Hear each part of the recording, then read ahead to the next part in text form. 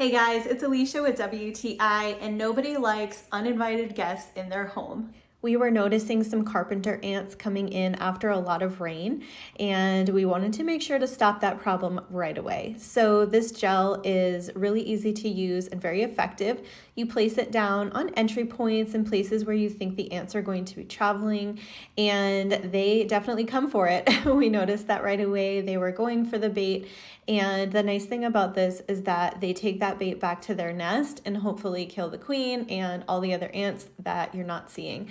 So it comes with 4 of these tubes, and they work very easily. You just look for entry points and places where you think that the ants are coming in, and you apply it as little dots or in a line on the areas that you think the ants are coming in, and it definitely works. So if you're having problems with ants trying to get into your home, I would definitely recommend this gel, and that's my point of view.